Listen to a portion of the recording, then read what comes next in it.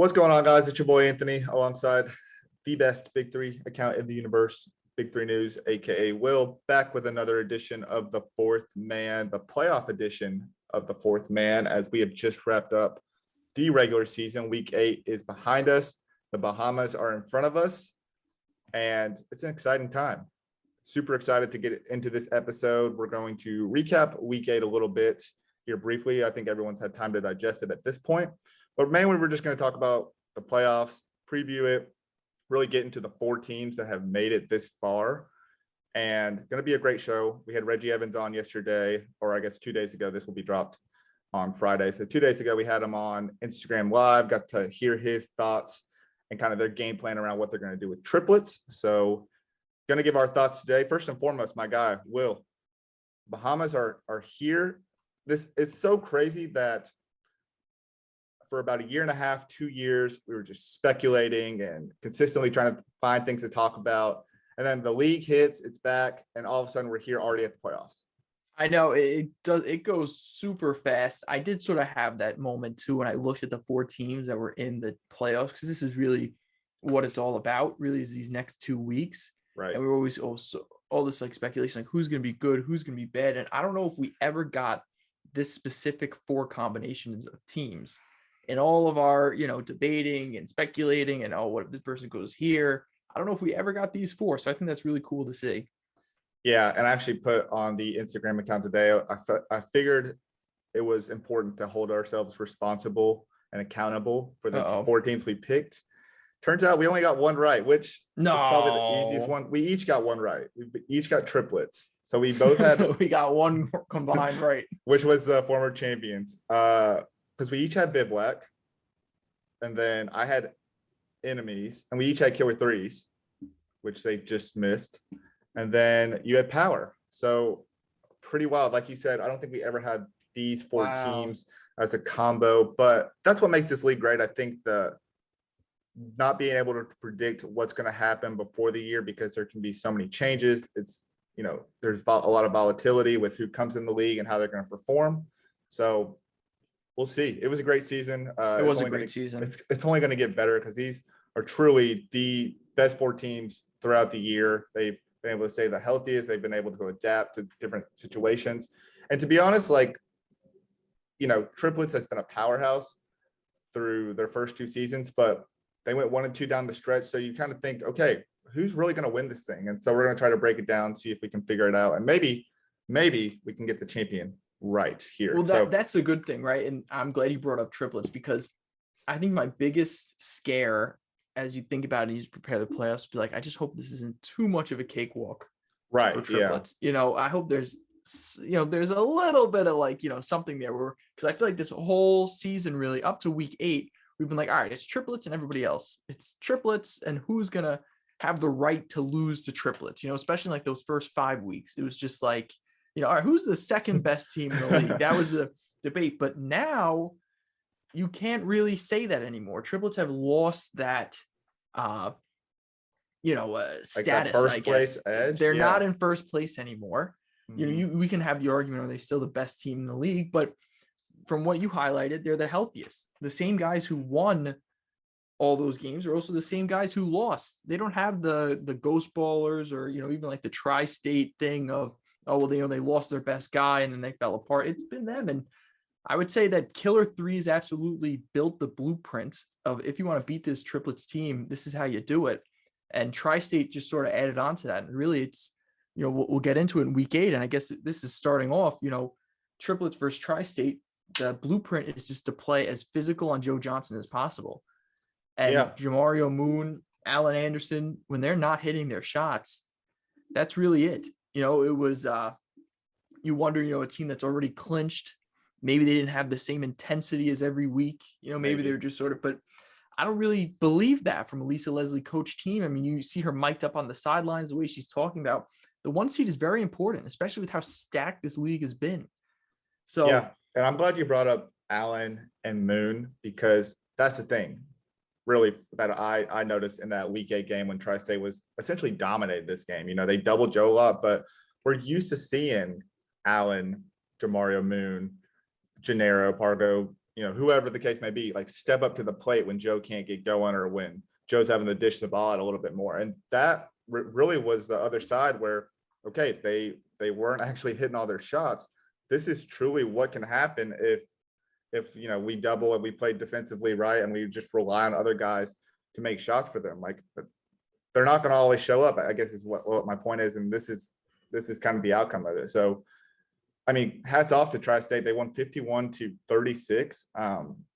It seemed like I think the closest they were ever really in it outside of like the beginning of the game was really maybe early in that second half when Triplets started to make a little bit of a run, and Tri-State answered the call every time they hit a big shot. Even when Joe hit that crazy shot over two defenders, you're thinking, oh, here comes Joe. It doesn't matter anymore. Tri-State was able to answer. Justin Dittman's probably been one of the best pickups. It's kind of baffling that he wasn't even drafted at this point, but yeah, that is kind of a preview potentially of the championship at this point. So yeah, maybe. I mean, you could definitely say that, but I will say that I feel like Tri-State is a lot more vulnerable than maybe we're giving them credit. Like I feel like Trilogy could absolutely beat Tri-State. Yeah, let's talk about Trilogy a little bit because they are the 4 seed, which that was a nice transition. Well, thanks. But I was going to say, in a way, the Trilogy kind of benefit from losing. So they're the 4 seed. We've talked about them being the second best team all year, and they end up going 5-3. They blew a pretty big game, which it didn't cost them, luckily, but they had a lot of opportunities to take down killer threes, and they ultimately kind of blew that one despite Dante Green getting ejected. But and in the grand scheme of things, you look at the Trilogy's Tri-State matchup. I think you're 100% right. I think Trilogy.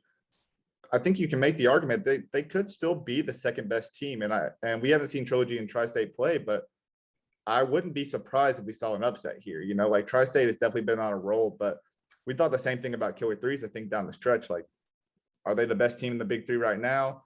They lost a tough game and then came back by the grace of missed free throws on Trilogy's end, and ultimately it wasn't enough. So like, did Tri-State get hot at the right time, or did they get hot too early? It's kind of the questions I have in my head. Yeah, I would tend to go towards the first part of that. I feel like Tri-State and Trilogy have sort of had opposite seasons where I feel like, way to put it. I feel like Tri-State, they came in and it was like the Jason Richardson show. And then slowly it's become like this very much so a team effort with Larry Sanders and Justin Detman, and even Nate Robinson, feels like every other week he's putting on a pretty solid performance for them. And Earl Clark too. I always forget to say Earl Clark, but Earl Clark has been he's the constant, I think. He really is the constant. So maybe that's why he's overlooked, because he's just like the constant there. But then meanwhile, you have Trilogy. And I feel like at the beginning of the season, we were talking about Isaiah Briscoe and Amir Johnson and James White. And then it's slowly just become the Jarrett Jack show. And I feel like Jarrett Jack, they'll go as far as Jarrett Jack will take them. And Jarrett Jack is probably, a top 5 player in the league at this point in time. Very reminiscent of the Killer Threes team that went to the championship and lost to Triplets. Just in terms of, just having one superstar and then a pretty decent supporting cast. But it's just interesting to see, this transition away from what they originally were, which was like this nitty gritty, very much so a team effort. But it really has just become, I don't want to say a one-man show, but, definitely, at least offensively, I feel like it's become a one-man show. Do we think that the loss of Quintel Woods might be bigger than we thought it was initially? Because this is no discredit to Devin Sweetney, but mostly Stack hasn't really given him the opportunity to do much. They pretty much run with a 4-man rotation here, and I'm wondering how much of an effect that really has, because they really had a lot of size and they had a lot of switchability, which is vastly important in a 3-on-3 setting. Briscoe puts up 28 in the first game, and not saying he hasn't had a great season, but definitely has dwindled down a bit to like, okay, well, Briscoe is a great bench player and a great player in this league. It's good to see youth in the league, but at the same time, I don't think we can expect 28 points from night in and night out. That's just not his game. Yeah. I mean, he's shooting a lot. He's settling for a lot of jump shots, which I'm a little surprised by. And maybe that has, I've thought about this too. Like, Briscoe, his big thing coming out of college was he's not a great shooter. And so he's been working on the jump shot, had a great first game. He's also maybe looking at this as an opportunity or an avenue to show NBA scouts that he can shoot. So maybe you take more shots, but I don't know. I feel like maybe Quintel Woods was a bigger loss than we're kind of looking at it. It's seeming that way because I feel like they use Quintel Woods in a pretty unique role as compared to like what we've seen him previously, especially with Three-Headed Monsters, where I feel like around Three-Headed Monster, he was more of just like a defensive wing, but they were really using him in like the pick and roll a lot. And it just seems like I would agree with you. And maybe, losing that has really just stifled them a little bit on offense, but that's a good point. To be honest with you, I didn't really think about that, but yeah, Quintel Woods, that's been a big loss for them. I mean, listen, they've continued to win games. Yeah, they've done it without him, but I just feel like it's a less reliable way that they've been winning games. Yeah, I think Big Three experience, we talk about it time and time again, goes a long way. And for Quintel, he has that. He's been on multiple teams in this league for a while. So yeah, I don't know. I think maybe too, just having an extra man to give guys a blow every once in a while that you can really rely on is the thing too. I don't know. But all that being said, I still think that the Trilogy's Tri-State matchup, which we'll preview here in a sec, is one that is kind of a toss-up. Like we can get more in depth of it, but let's talk about the last game before we do that. In week 8, it was Three-Headed Monsters and Ghost Ballers, and Ghost Ballers didn't go away quietly. They definitely made it interesting, or try to make it as interesting as they could, being down 19 at one point. That being said, Three-Headed Monsters, they knew all they had to do was win, and they're in, and they took care of business. They finished the year 6-2, which I think is their best record or their second best record since. They might have also been 6-2 in 2017. I think they were. That's what I think. I think they were 6-2 in 2017. So, really, like what I really got from Reggie is that one, they've had this core, their experience, but and Reggie wasn't even on that team.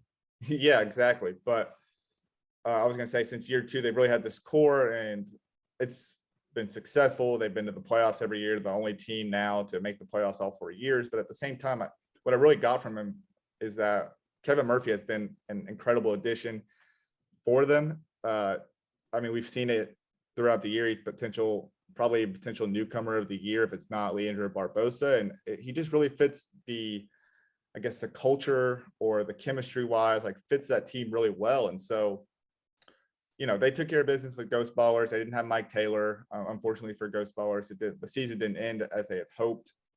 Mike Taylor was probably obviously an MVP for that team, but probably a potential MVP if he stays healthy.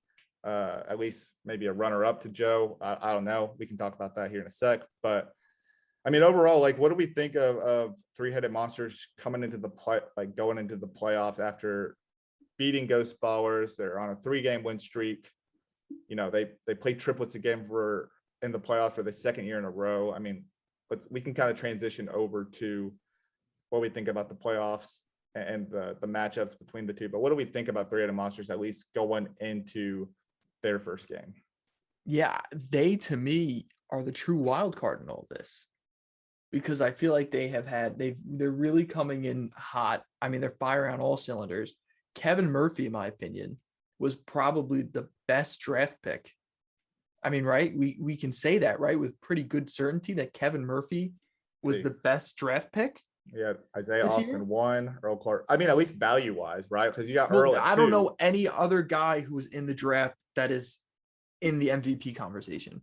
Oh, that's a good way to put it. Yeah, I don't think so either. Unless I'm completely and totally missing somebody, I don't know if anyone else. No, most of them were captains or co-captains. I don't think there were a lot of draftees. And then you look at other guys like Dusan, which Dusan was drafted, but he didn't play. So, that takes you out of that. He didn't play for the first half of the season. So that takes, as good as he was, that takes you out of the MVP conversation. Denman wasn't drafted. Earl Clark was good, but he's not in the MVP conversation. I mean, you just look at Dante Green. Dante Green would have been in the draft, but he was promoted. Besides that, Larry Sanders was another guy who was promoted, but he's on the MVP conversation. I would say it's Kevin Murphy. Yeah. Kevin Murphy was absolutely the best pick, and it was a guy that neither of us on draft night. I would love to go back and find the footage of No, Kevin Murphy being nobody picked. in our group We were outside like, of Jeff. we were like, okay. And then Jeff was like, oh, this dude's a bucket. And we were like, all right, we'll take your word for it. And then absolutely they ended up being right. Kevin Murphy has been astounding for them. Credit to Gary Payton and credit for them for knowing exactly what they needed. Right? Because to be honest with you, I don't know if I would have identified that three-headed monsters team and said, oh, they need a scorer. I'd been like, oh, give it to Rashard Lewis. He's your scorer. You need a facilitator. And they're like, no, shut the hell up. We need a scorer. Yeah. That's exactly what they went out and got. So they're my true wild card in all this, because I could see Triplets going in, coming off of a loss, like you said, a little embarrassed, be like, all right, we're going to tighten things up and then just pound three-headed monsters. I could see that. I think this game is probably slightly less competitive this game, there's less of a chance for a upset in this game than the 1-4. Yeah. As crazy as that sounds. Yeah. But I could also see three-headed monsters just coming in, turning it on, like you said, for the playoffs, building off that blueprint that we saw from Tri-State and Killer Threes, and just absolutely, the way Reggie Evans has been playing, Kevin Murphy could absolutely just go off, have an incredible game. I could see this being an upset as well. So I'm looking at their game from last year. So they played earlier in the season. It was 51-45, but really it was kind of a last minute comeback from three-headed monsters where Kevin Murphy had like 3 4-pointers at the end. I think he ended up scoring 29. But that game was kind of a runaway. It was 27-12 in the first half because Triplets went on a 16-0 run to end the first half after Rashard had to sit, which Reggie mentioned that was a big emphasis. Can't get in foul trouble early. Yeah, that can really deter your team. But I'm looking at last year's matchup, and the final score was 50-39.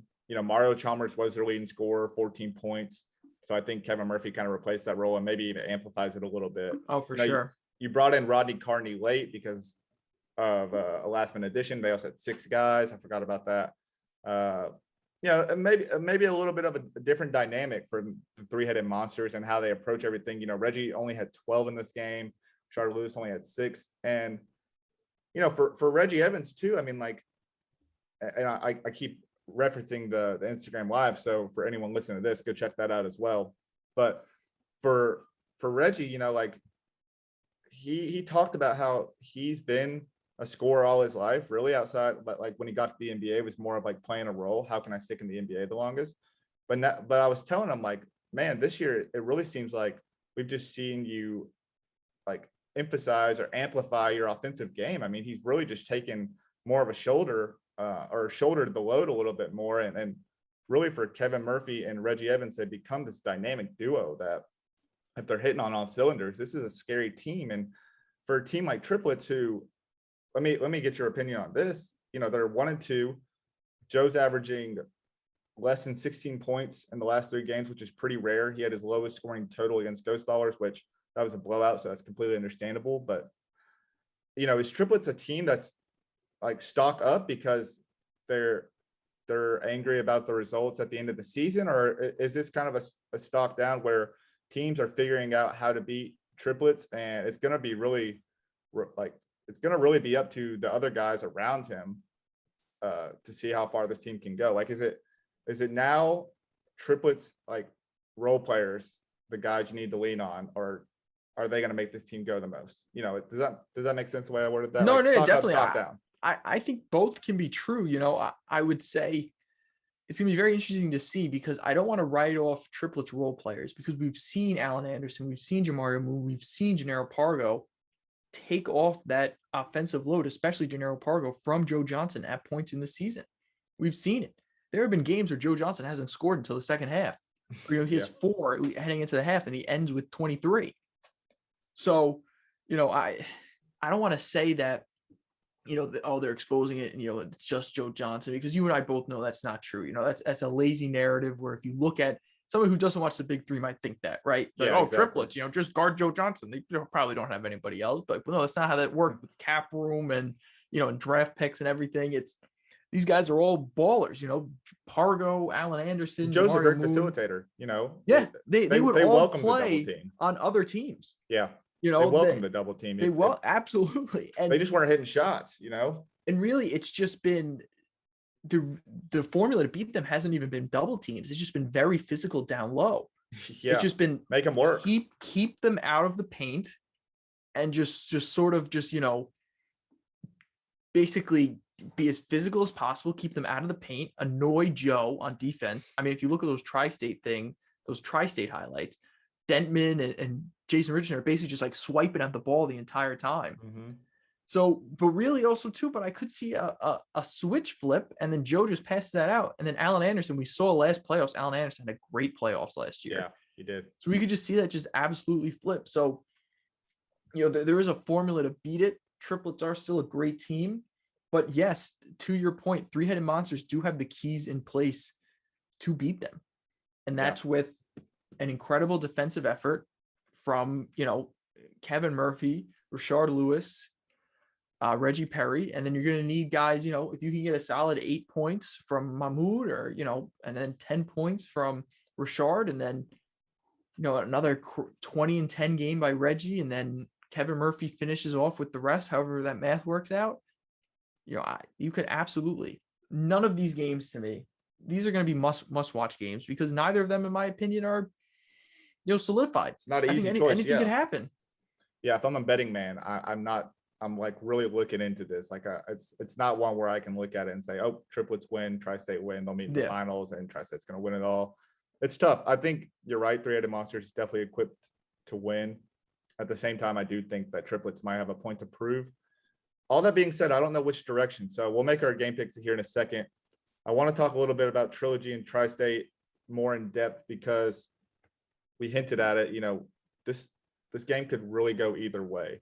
We've kind of seen Tri-State solidify the team aspect, and honestly, they might be the most well-rounded team at this point. We talked a lot about how size was going to be an issue for them, but as we continue to go on to the season, like small ball lineups have worked. Yeah. It doesn't look like they lose an edge or a step when they bring in their subs, which has been Larry Sanders and Justin Dittman as of late.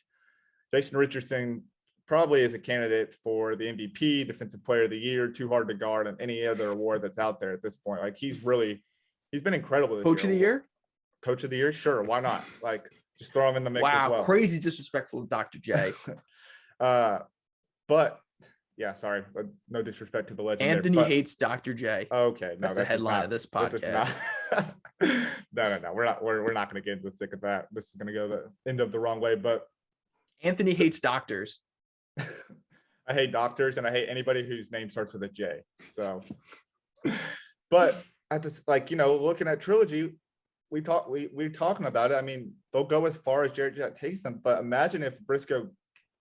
We see a game from Briscoe where he like he had in the first game, or when Jarrett Jack was out, when he plays like that, or I could see Amir Johnson stepping up big in the playoffs for them.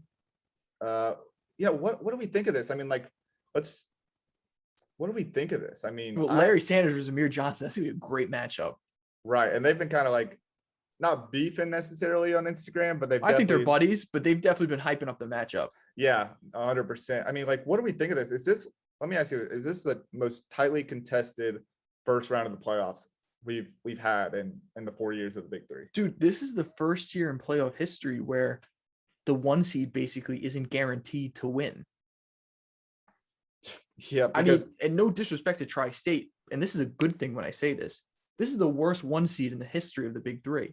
Oh God, that's like the worst way to word it. I know this is a terrible way to word it, but I want to get it across because look at 2017, you had undefeated Trilogy, right?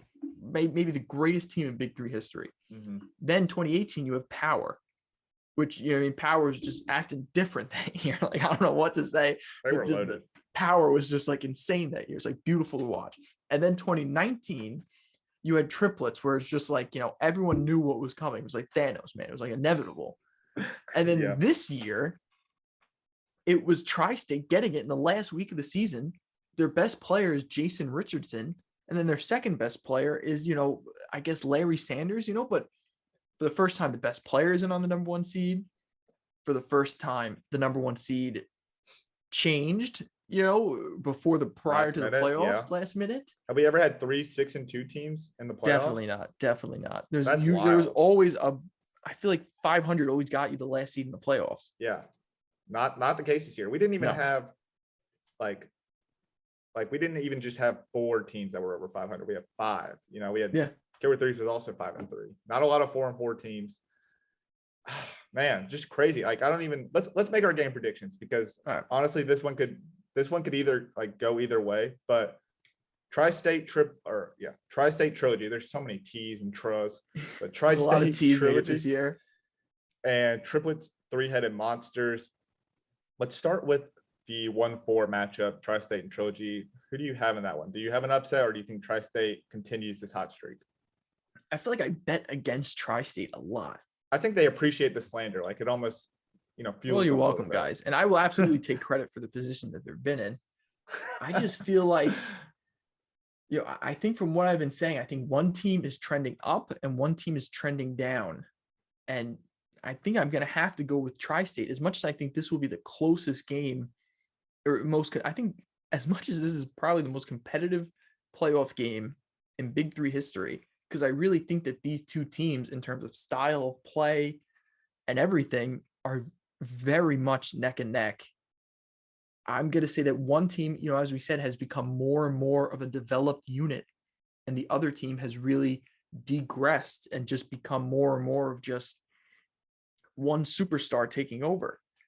And I feel like this isn't the NBA where, you always have the Hawks or, the Grizzlies where they're like, no, they're a team. And then just Kobe or, LeBron comes in and just kills them. That doesn't happen in the Big 3. Usually the best team wins. And for that, I'm going to go with Tri-State. That would be the first time the Tri-State franchise has ever been in the finals. Every other team has been in the finals before. Tri-State has never. They've been in the playoffs once. Oh, you mean in the playoffs? Yeah. No. Yes. Yeah, in the championship round. Every other team has been to the championship. Trilogy, 3-Headed Monsters, and Triplets. Of the 8 original teams, is it just now? Let's say that happens. If Tri-State makes it in, has it now just Ghost Ballers and Ball Hogs?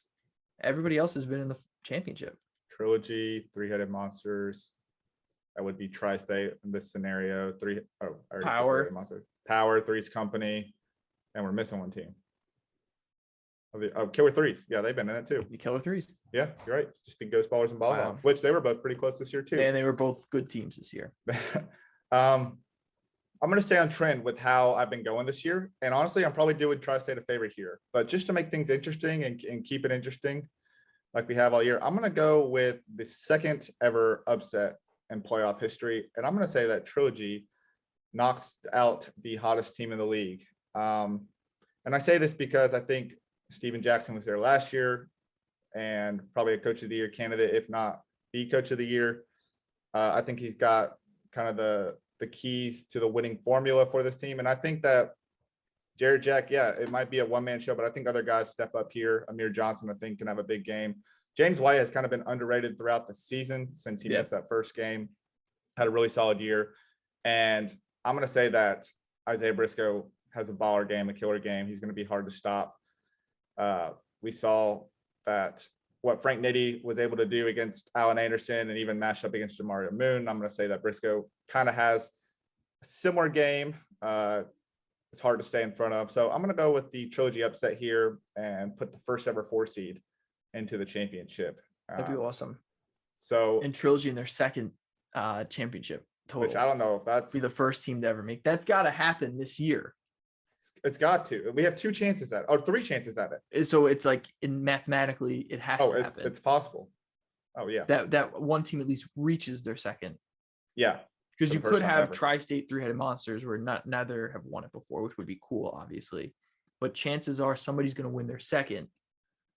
But it's 100% confirmed that it will happen. It's got to either somebody will be in their second championship. Will be the first team to reach 2 championships, which will be a huge milestone. So Triplets could actually be the first ever to go to back-to-back championships as well as make their second championship, but they're going to have to go through 3-Headed Monsters, which we talked about. Is a very interesting matchup. Will be a close one. Who do you have in this one?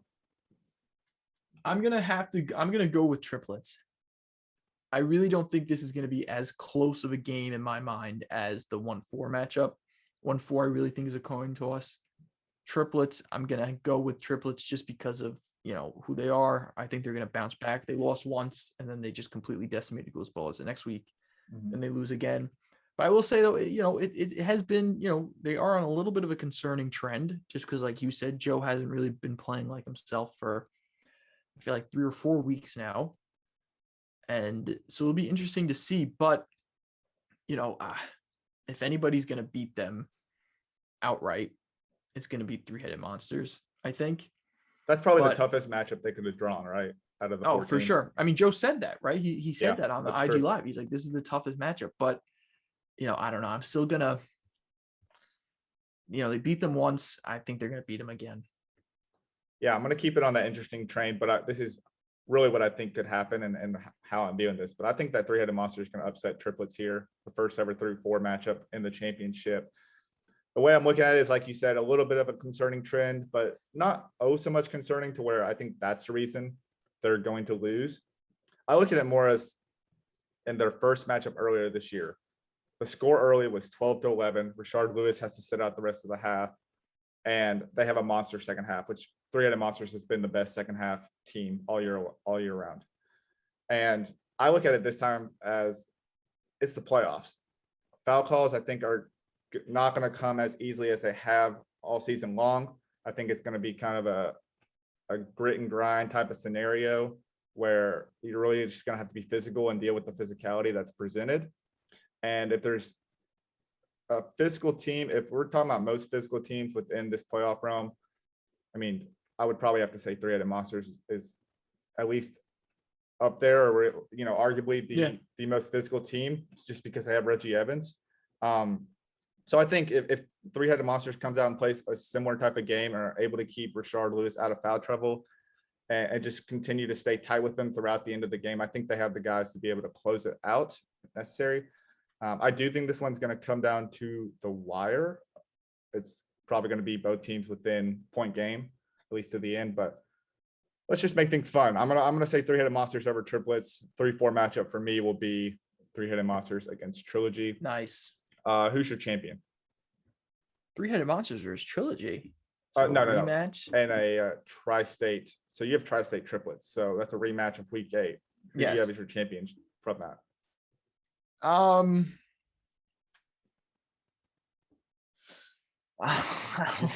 don't know. It's so hard. You said you were gonna be. I don't want to give that. I don't want to give that. I don't want to give that. You don't want to give that yet? You want to wait? I don't want to give that. I want to wait.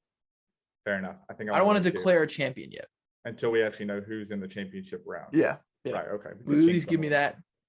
I'll give you another week to think about it. But that just shows you where I am at mentally right now. I'm the same way. Who can tell? I have no idea. I don't know. I've never been this unsure, which makes for the first time I can say I just don't know.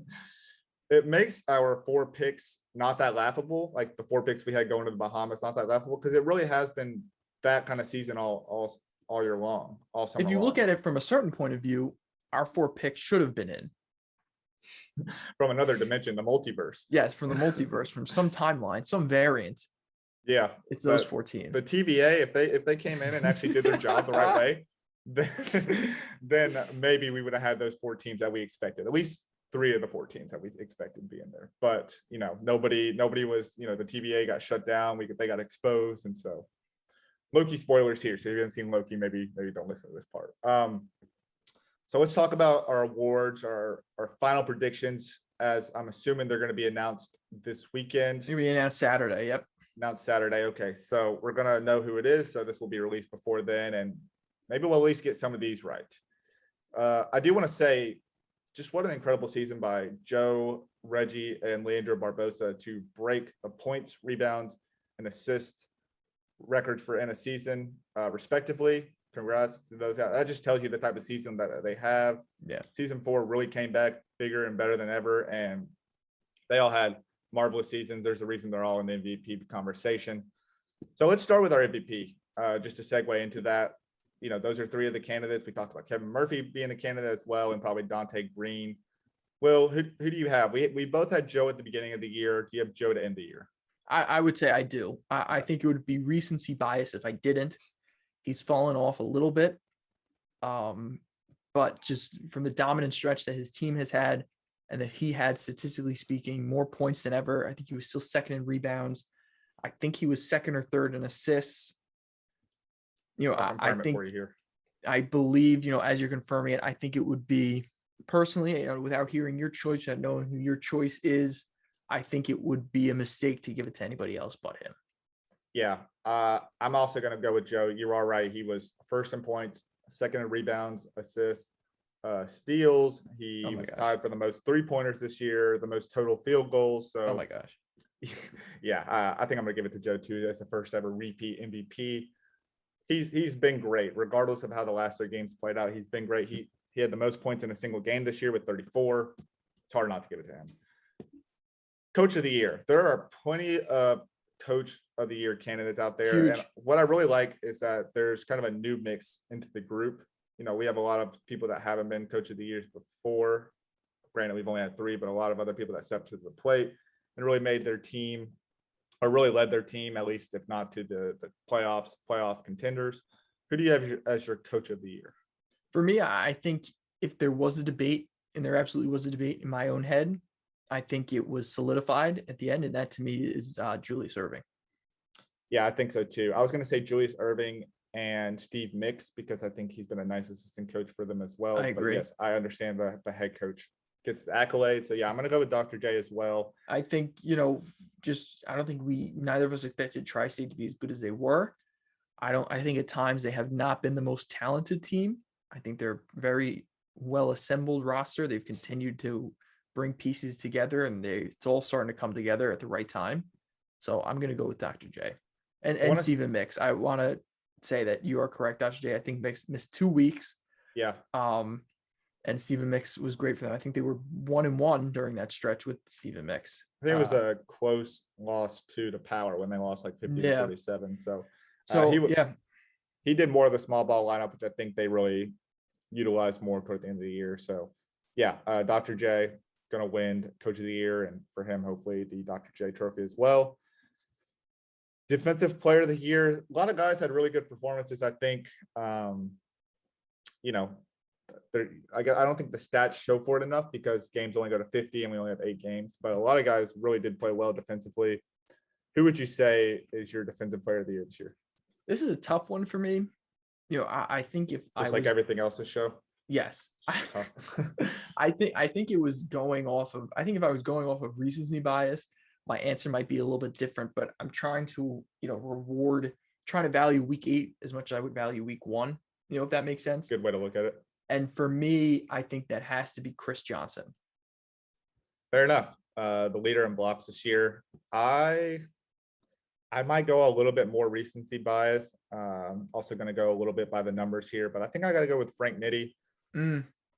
It's close between Frank and Chris Johnson, but Frank was a leader in steals. He was also 3rd in blocks, and I thought he just had a really impressive performance, especially in that week 8. So maybe I am going with a little bit of recency bias, but I think Frank's been good all year, especially when he was able to get healthy and kind of come back from that minor calf injury that he was dealing with early in the year. So I'm going to go with Frank Session and his 2nd defensive player of the year award, not in the Big 3, but I know that he won. He won maybe 2 in the Drew League. So yeah, he's won like everything in the Drew League. Yeah, I mean, he's just one of the on the Mount Rushmore of best Drew League players at this point. Too hard to guard. I feel like we're going to have the same answer here, but let me get your input on it. Who was the hardest person to guard in this year's league? I mean, that's a tough one. I don't know if we're gonna have the same answer because I don't know I don't know if I know my answer as you asked me that. So I already know your answer then. I will say your answer. Oh, I was gonna say I already know your answer because I'm assuming that we have the same answer, but I'm gonna go with Leandro Barbosa. I think he was hard to stay in front of. He's still at 30 years old, was blurring past people. Sorry for the horrible pun there, but he was tough. He scored 20 points in every single game this year. I think outside of the week 8 game, which, for them, it kind of didn't really matter for either team. They were just kind of playing to hopefully finish out the season strong. I'm gonna go with Leandro Barbosa. I think I'm gonna go with I'm trying to decide if I want to go swerve just completely off course or just stay, in a little bit of the realm. It's hard to when you say too hard to guard, the first thing I think of, well, the guy who scored the most points, because obviously then it was too hard to guard him, so he scored the most points. But I feel like historically it's always been to the flashiest offensive player. Mm-hmm. And Barbosa was fantastic on offense, but I just don't know if he was that like quote unquote flashy. You know what I mean? Like he wasn't really mixing anybody up. He was just literally putting the ball down and driving past people. He was just like floating to the basket half the time. But which in a way you're like, well then, that shouldn't that That's be cool. easier I mean, he to was guard? flying. Shouldn't that be pretty easier flashy to guard? So it must have been that hard to guard him. So Barbosa is absolutely a great pick. I think to make things interesting, I think I'm gonna go with Jarrett Jack. Ooh, Jarrett Jack did have some flashy baskets there. Okay, I think Jarrett Jack was tough too, and I think that we have to look at his. I mean, if we're gonna look at it from point statistics, anyways, he missed one game, which some of those guys didn't. So he probably could have had more than, or he could have been probably like higher up the leaderboard if he did miss that one game, depending on how his performance was. So I like Jarrett Jack as a pick too. I could definitely see that happening, but I just feel like we didn't really have like a Will Bynum this year. Yeah. You know what I mean? We didn't have anybody pull out like the fake sham hezzy. That's what I mean. We didn't have that. Yeah, I think everybody was a little bit less like they were more business and less less of the flashy side. So okay, I like the two picks there. Let's go with fourth man of the year. Who's your best bench player? Best bench player. To me, it's a two-man race. Yeah. I think I'm going to show a little bit of love to someone who didn't play all the games. But to me, fourth man it really isn't about whether or not you consistently are on or off the bench. It's the role. Yeah. You know what I mean? You may not be out there in, the beginning, or, there are probably 3 guys out there who are better than you. But when those guys need a break, or when somebody needs a break, they can rely on you to keep things going. And for that reason, I'm going to go with Denman. Ooh, okay.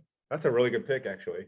He has been a strong contributor in the 5 games he's played. I think he's a big reason why they're 6-2. So I really like that pick. That's not the two-man race I was talking about. I was actually thinking of Isaiah Briscoe and CJ Watson. And CJ's been pretty good. Like CJ down the stretch, and maybe that's recency bias, but I felt like he was a pivotal reason why they were even close to making the playoffs after a bad start. He didn't play all the games either, but I just felt like his presence was made when he came in. Like he was just a energizer or a spark plug, just from his game. Like he just provided a lot off the bench, I think. But I think when I look at this award, I think who did it every single week. And if you look at Isaiah Briscoe, had the most points off the bench this season with 81. That excludes his one start this year. I'm going to go with Isaiah Briscoe. I think he was the best guy. He came off the bench every single game, and Trilogy's in the playoffs. So I'm going to go with Briscoe. 3 more awards here, or 2 are presented by the fourth man, kind of in a way. So one more Big 3 award. Best trash talker of the season, which a lot of trash talking. This to me is easily Royce White. Yeah. Okay. Nobody else was getting up in people's DMs and all this stuff. Yeah, this to me, I don't think needs an explanation.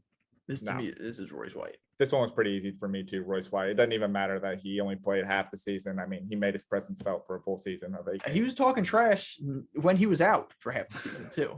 That's so true. That counts. That counts. Yeah. Okay. 100%. Okay. These last 2 aren't necessarily Big 3 awards, or at least Big 3 awards we've seen. I don't know if there's going to be any changes to the awards this season. First one, this is kind of new. There's not really like a flashy name for it, but this is more of an opinion on your part, but it's probably default. I think I know what you're going to say just because of your answer earlier, but best midseason pickup. Oh, best midseason pickup to me was also Denman. Okay. Yeah. See, I was going to say Justin Denman as well. See, I came into this wanting to get your opinion because I didn't know you would pick him as the fourth man, but when I heard it, that was kind of an easy one.